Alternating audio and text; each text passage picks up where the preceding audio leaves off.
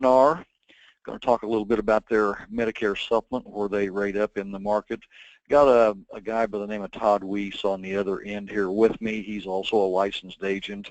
So if you have any questions as we move through here, guys, you can go ahead and type that in our little chat box here.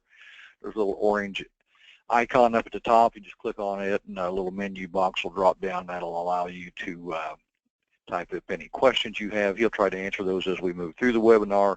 That way, when we get down, if we need to read any of those back, we can, but that way we can get you back out in the sales field so we can get our end of our weeks wrapped up. So let's go ahead and get started here, talk a little bit about what we want to do here today, just kind of show you where the product's still available, show you the rates, and some tips on how to submit new business if you're new to Pekin, how to fill out the application, and how to get a hold of us should you need us for anything that we can help you out with. So right now, currently, there's actually 6 states that are not shown on here. Pekin had what they call their core states for their property and casualty business, where they sell Med Supp also, but they're only only their PNC agents can sell that product in those states. So right now, they're offering product, as you can see, in the blue states, and things are going really, really well. When you see the rates, you'll see why. They got some really, really good rates on Med Supp. Start out with Louisiana. We're going to show you the rates based on a female, age 67, non-tobacco, and the lowest area factor. Of course, as with any company on Med Supp, you know rates change on a regular basis. But right now, Pekin's coming in at 118.68. We introduced that rate about 415.16. That's actually when we had our first rate increase with this product in Louisiana. And as you can see, this is no discount applied. They're still at 118.68. Very, very competitive in the state of Louisiana. And guys, gals, as you well know, all of these are zip code rated in today's world. So most of Louisiana is Area 1, and Area 2, we kind of make these maps up for you guys out there that have agents in your downline. So if you have an agent that calls you and has said, well, I got a lot of business over in the 705 area code, what's their rates there? You can immediately, if you want these maps, we can get these to you. You can say, well, that's our lowest area factor, without having to thumb through a bunch of papers. You can take these little maps out and automatically know that that's a preferred zip code for Pekin. So pretty handy for our guys that do have downline agents.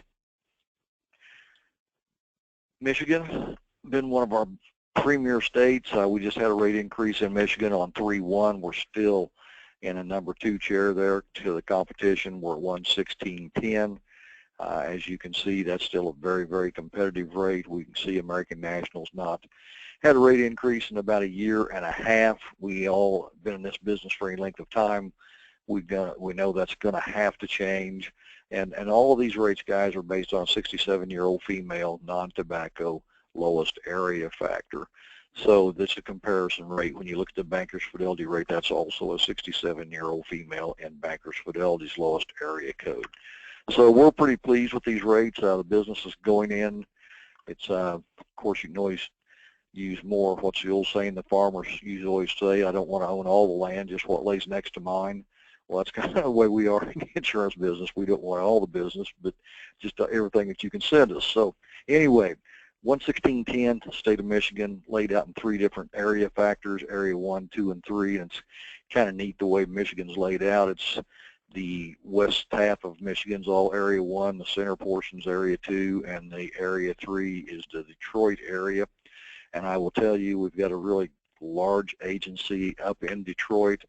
It's run by a guy by the name of Jason McClellan, and he loves the rates in Area 3 compared to what else is out there on the street. So if you're in Michigan, take a look at our product, and I think you'll be very pleased with what you see available in Michigan. Mississippi, we're coming in at 110.94. We just had that rate filed, or not rate filed, but we had our first rate increase in Mississippi. We had this product out there about 1.5 years. And we had a small increase, but as you can see, Manhattan's a name that you'll hear a lot in the Med Supp world today. They're still at 115, and even with our rate increase, we're at 110.94. That's not a discounted rate. That is a straight rate. So it makes no difference if they're married or single. That is the rate. And as you can see, Manhattan coming up on 2 years without a rate increase. American Continentals at 120. They are 2 years without a rate increase. If you guys have been in this business any length of time, you know they can't live with that much longer, that rate will have to tick upwards. So we think we got you guys really well positioned in Mississippi to where you can market this product.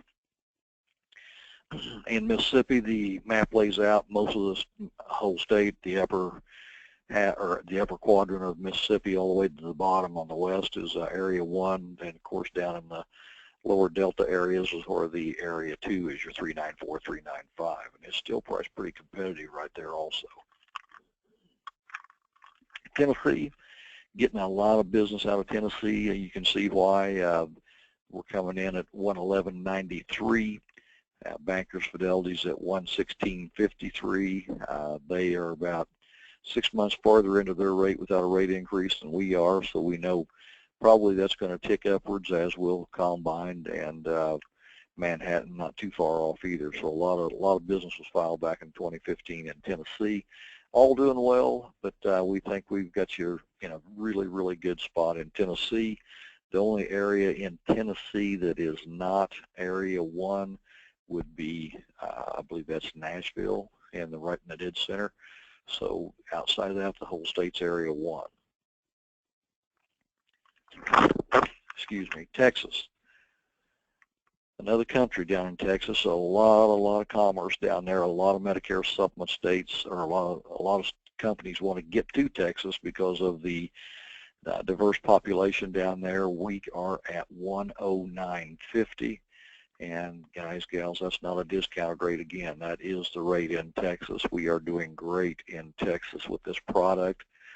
We don't see any foreseeable rate increase in Texas. We think we have a priced right, and we are getting a lot of business in Texas. As you look at the map, you'll see the majority of Texas outside of the major areas, Austin, Dallas, Houston, and San Antonio, places like that, you're going to see is Area 2. Outside of that, everything's Area 1 with the exception of Houston, and that rate's still very, very competitive in the Houston area. Of course, in Houston, you're going to compete a lot with your Medicare Advantage plans and things like that, but outside of that, Texas guys, gals are laid out really, really well for us to market this product in.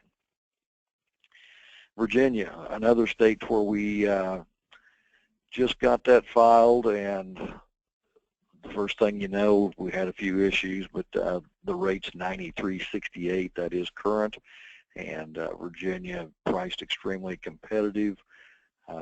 There's a company out there called GCU at 104.90, and we are $11 a month under them, so we are getting, as you can imagine, a lot of business out of Virginia.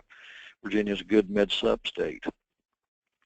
And the way the state is laid out, everything to the west, outside the eastern portion of Virginia is pretty much Area 1. So we do like the way we have Virginia priced out there.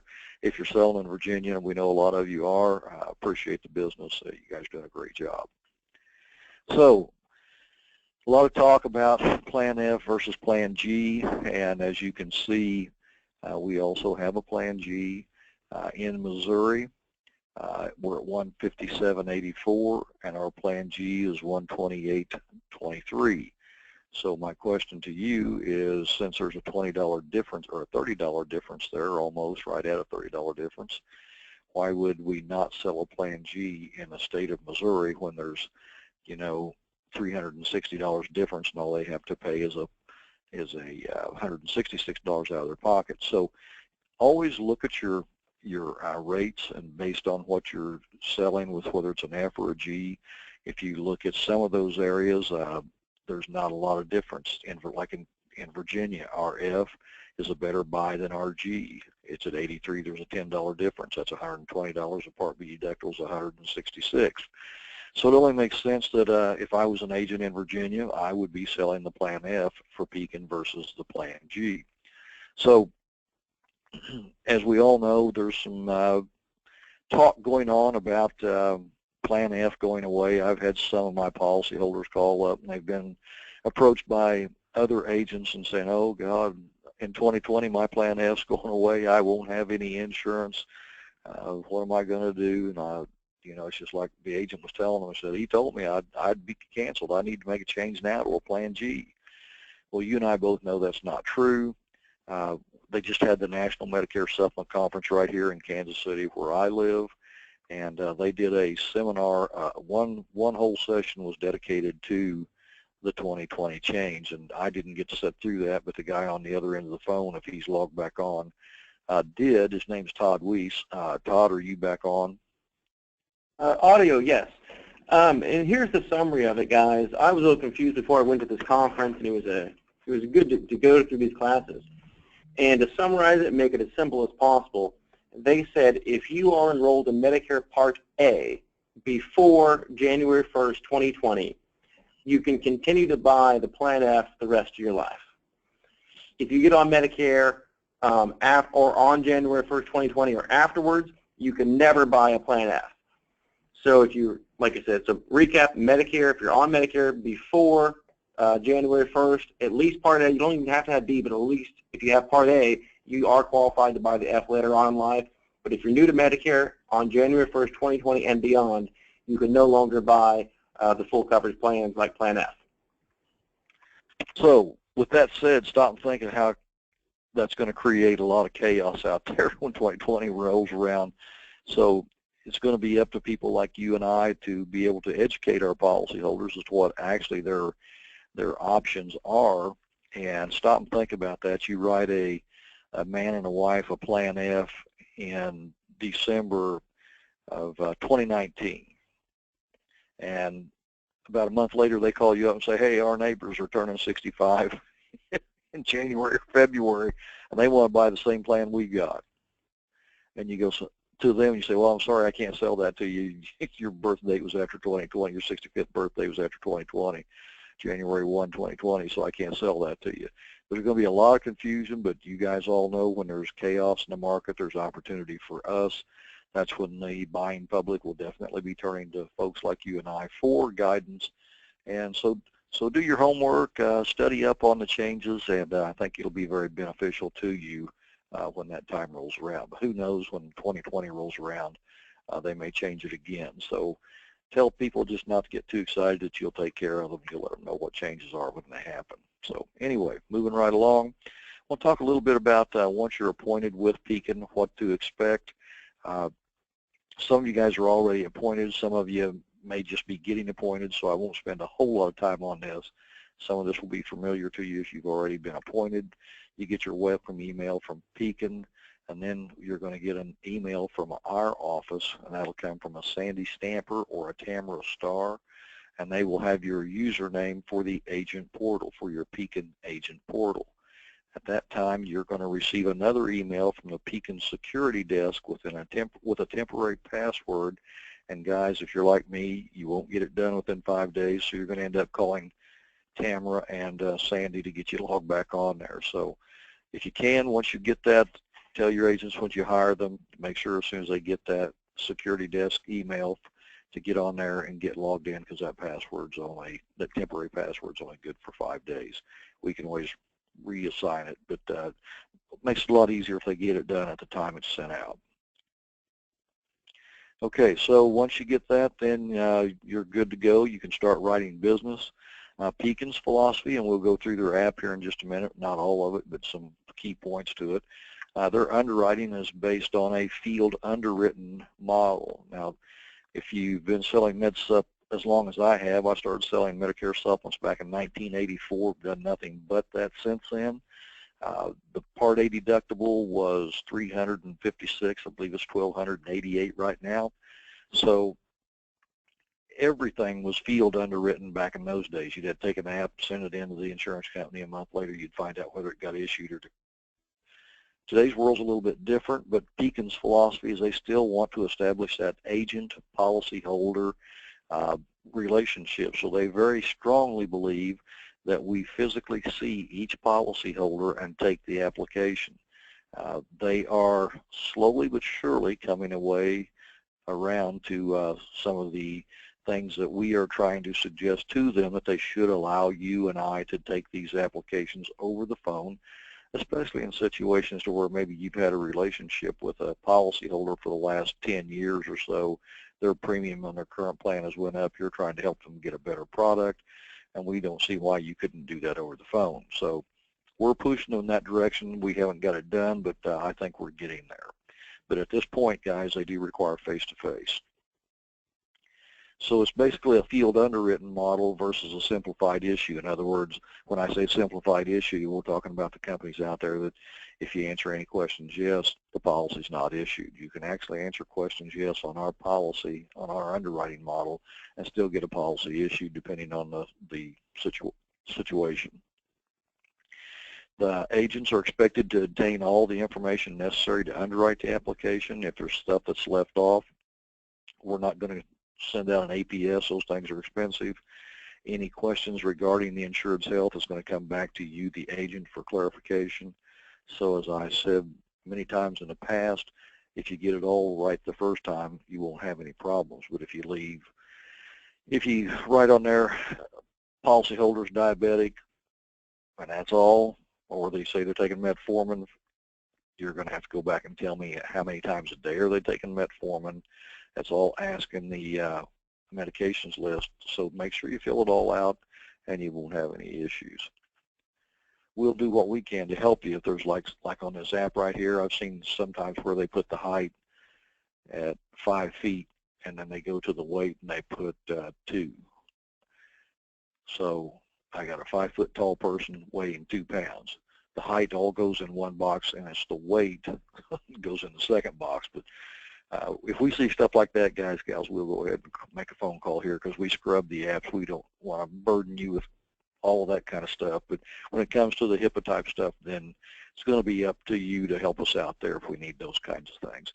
So take a look at the couple of areas here that I've highlighted on this application, because this is a field underwritten type of model, and it's a little different than the yes/no applications. So in question 4A, now this is how I lay my kit out. I'm not saying you have to do it, but it was very helpful for me. I know these things now.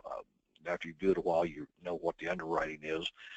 But I put that right-hand side where it says uninsurable impairments up at the top, and I got highlighted there, heart attack. I got that page, and I've got several things on it highlighted because I know I'm going to have to jog my memory for what is the guidelines. So I put that under a piece of plastic, and all I have to do is just refer back to it. If I sit there and I read question 4A and I says, Ms. Jones, have you had heart valve disease, carotid artery disease, peripheral vascular disease? And I get all the way to the end and it says heart attack.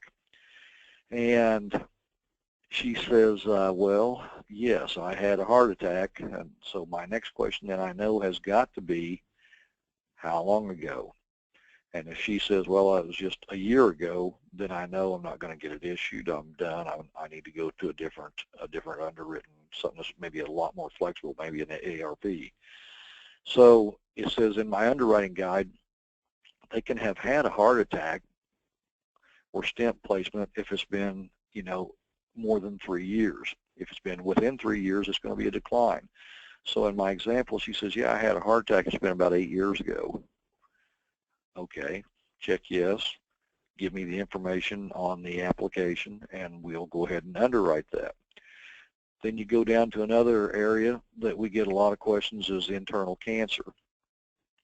I ran into a situation the other day to where I had a melanoma.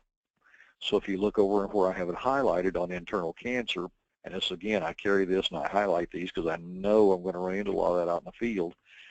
Internal cancer, if currently present, of course, going to be a decline with any company just about. If treated with surgery within the past 3 years, so my first question on the melanoma was, you had surgery to have it removed? Yes. How long ago? She said, well, it's been about 4 years ago. Okay, I'm good so far. Then my next question is, was there any radiation or chemotherapy? In this case, there was not, so I went ahead and I could submit that app. However, if the answer would have been yes, I also had about 12 treatments for chemotherapy or radiation, then I know that's got to be out there 5 years. So look in your catalog of products, and if you go to pages 13 and 14, you'll see this exact same page. And I just took mine out, highlighted the things that I knew I was going to have certain, that I run into a lot, that I wanted to make sure that I had that taken care of, so I knew what I was running up against on time-wise for these conditions. Effective dating. Pekin doesn't take business.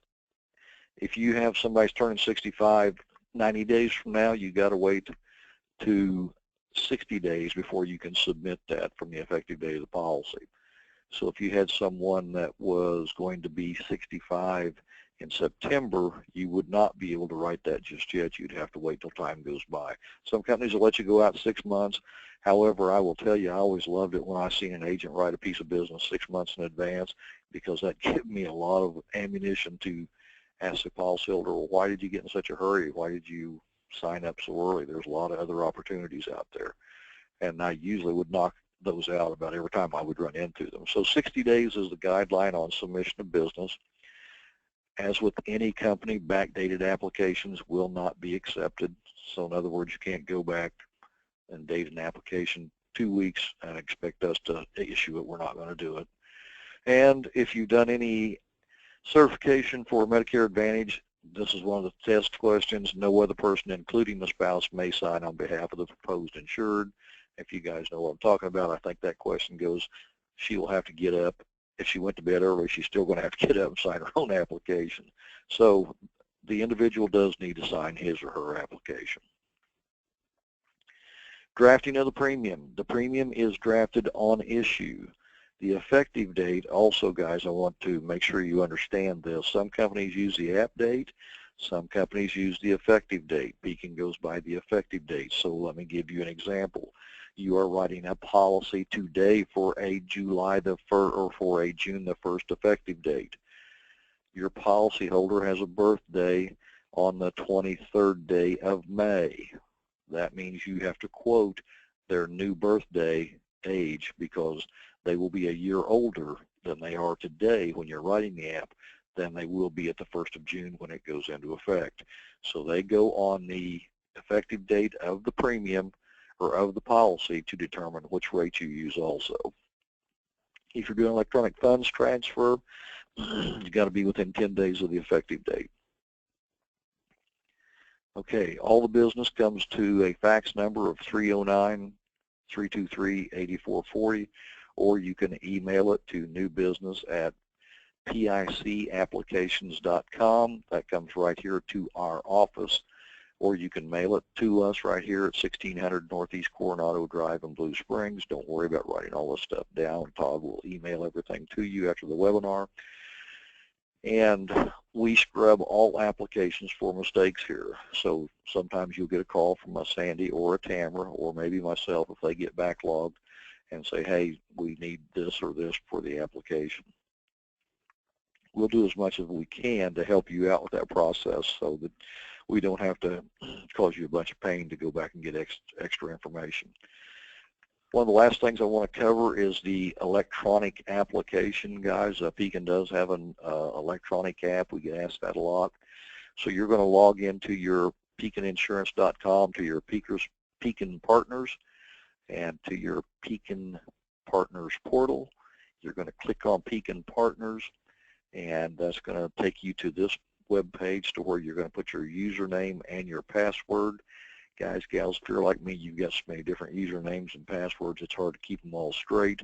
So I always love the ability to click on Remember My Credentials, because I always forget them, and I end up calling somebody and saying, oh, what's my password? And they have to send me a new one. So I would encourage you to click on Remember My Credentials if you have a bunch of them like I do.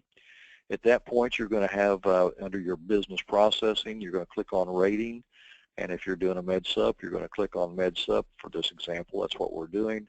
Or you can do level term. We don't have time to do the life insurance webinar on this also, but tune in. We'll be doing live webinars on Pekin, guys. They have, if you use like quoting tools like CSG and you're quoting on final expense, I'm here to tell you, you're going to see Pekin's name pop up at the top all the time. They got a great, great rate on their final expense. I always tell guys, gals that I use it for my replacement product on final expense. It's not the highest comp product out there, but 100% of nothing is still nothing. So the comp is very competitive, very fair, but the rates are just absolutely killer. So that's another webinar for another day, but they do have a lot of good life products with you can add long-term care riders to them. Just a good company and good products. So on this example, we're going to talk about Med Supp, and you're going to go to the next screen where it says add a new customer. You're going to type that person's name in there. It'll look kind of like that right there. You're going to hit their name, their first name, their age, the sex, and what state that you're submitting in it. It's pretty simple so far. Hit submit, and then it'll take you to the product again that you for sure are wanting to submit that person's name for what quote you want. You're going to click on a Med Supp, and again, you're just going to start filling things out. So one thing I will point out, the effective date will always default back to a certain date. You want to change that date to the effective date that you want for this policy. So if I was filling this out right here, right now, and I wanted a July 1 effective date, I would put 7/1/16 in there. So make sure you get that effective date put in there. And anytime you see a red asterisk, that means something has to be put in that, or it won't. I'll show you here later what happens. So anyway, put their name, first name, last name, effective date, male, female, right on down the road. And these screens will just, you'll hit your calculate button. Once you hit that calculate button, then you're going to get an offer sheet that you can take to the policyholder when you're going for your appointment if you want to. Now this, as you see, hasn't been updated. It's got $1,260 for the Part A deductible. We all know that's $1,288. It's got $147 for the Part B, which we know now is $166. This is just an example. You come down to the lower left-hand corner and you click on Submit an e-app. And I always tell guys, gals, to get on your agent portal and practice this. It always helps to kind of, you know, do a couple of test runs. Just don't hit the submit button at the end, and that way you can kind of get used to filling out what's required. Okay, so at that point, you're going to come back to this screen. It's pretty simple. The insured's name. You're going to have to put in their actual date of birth. So if their date of birth was August the 15th, 1951, you'd know that that person's going to be 65 here real quick. So you'd put actual age of 64. But you put their actual date of birth in there. Then you click electronic application, and then all the stuff on the application will come right up so that you can put it right in there. When did they become Medicare eligible? Part A, Part B, their Medicare number, their premium, if they're paying premium. And we can draft the initial if you want us to. Anything that you see with a red asterisk, again, has to have information. When you come down to the height and weight, has to be filled out, Social Security number.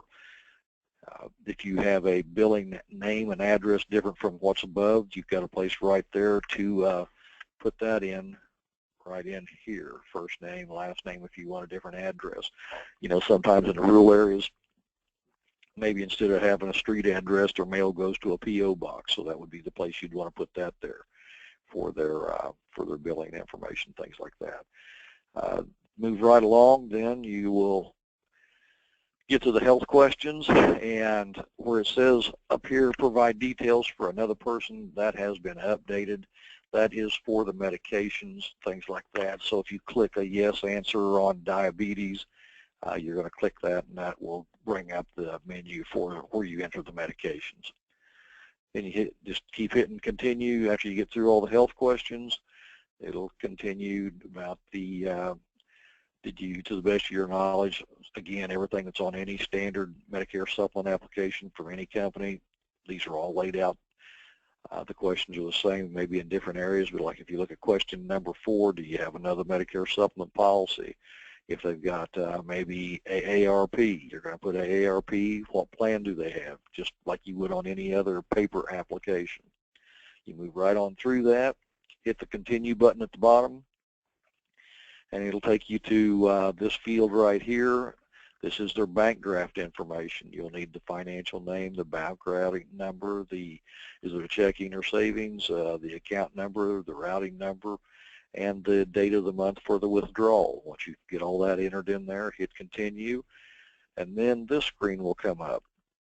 Remember, I told you if you forgot something, it would show up in red. Well, as you can see, I didn't fill any of that stuff out when I did this, so this is telling me every simple thing on there that I've got to go back and fix. So in this example, I'm going to be busy for a while. I'm going to have to go back and fix all of these Part A deductibles and things like that. So anything that you actually forgot to do, you would want to go back, and that would tell you exactly what you need to correct. No need to print at this time. You move right along, and this is your replacement form if you are doing a replacement. If it's a guarantee issue or a open enrollment, not so much. You don't have to worry about that, but if you're doing a fully underwritten case, which we want to see most of your business that way, definitely you're going to need to fill out a replacement form. All right, now each one of these requires signature. So you have to click on where it says up here at the top, application of Pekin City and State where signed and date. You're going to click right here on this review document. Once you click on that, that'll automatically attach your signature to it. You don't have to go in and type your name. That's what I'm getting at. So you got to open it up. That means that you opened it up, you reviewed it, and then once you close it down, then it will automatically attach your signature. So each one of these have to have a signature. Then you're going to come right down here. You're going to click I acknowledge that I've reviewed each document, and that way we will be good to go. Now down here on these right here, it says the following documents do not require an electronic signature. Still a good idea though, guys, just to open them up and look at them and to make sure that they're what you want and correct. So then you type in city and state, you continue to the next page,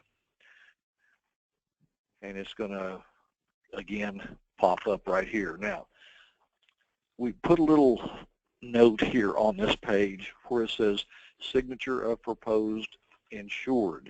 They can't sign the electronic app, you know that, and I know that, so you're going to type that in there. And then where it says verification number, you're going to enter that verification number. So in this example, it would be 54323. Everywhere it says there's a verification number in a red asterisk, you have to enter that number in there. That attaches it to the application. Now, if you're new to this process, it says even though the signature will default, it's advised that you get a wet signature on a paper application for future changes that may arise to avoid delay in processing. So basically, here's what we found out. Pekin suggested that a paper application be obtained with wet signatures in the event that underwriting would need more information. That way you've got the wet signature. You don't have to go back. You can take care of it however you feel, but you've already got that signature. So that's just a little helpful hint for you. It's not, you don't have to, but we would suggest you do that in case there is required information on the app. You've already got that signature for the authorization. Okay, at that point you sign. Well, it automatically signs for you, but basically you're going to upload that application at this point, and that goes directly to us here in Blue Springs. We will verify everything on it, and the good thing about electronic apps, once you get used to them, they're very legible. You can read it. I don't know how many times we'll have to call somebody if they get in a hurry. If you get like me, you get in a hurry and sometimes your letters don't look really good and you make a mistake on an application. With the electronic app, we don't have those issues. So get used to it. I think you'll like it, and we'll help you any way we can to make it more smooth. Okay, at that point, this screen will pop up. You can view and print your signed application. It'll say the insurance policy that you have, or the insurance that you have applied for has been assigned the following policy number. So that's going to pop up for you. That way you've got a reference, and you're good to go on your electronic application. So guys, I want to thank you for joining us here. If you have any questions, get those typed in to Todd Weiss. Todd, is there anything you need to cover before we jump off here and let these guys finish up the end of their week? No, I had a bunch of little questions, Bill, but I think I answered everything. All right. Well, go ahead and give everybody, you'll send them what, confirmation and slides, stuff like that? Yeah, I'll follow up with everybody. If they want a copy of slides, I will send it to them. Sometimes it goes to spam if I send too many at a time, so I'll follow with each person individually, see if they need have any other questions or want a copy of everything. All right, folks, appreciate it. Have a great end of your week. I know we're coming up on a 4-day weekend. Memorial Day weekend's coming up, so everybody enjoy, be safe, and we will talk with you the next time. Thanks. Have a great day. Bye.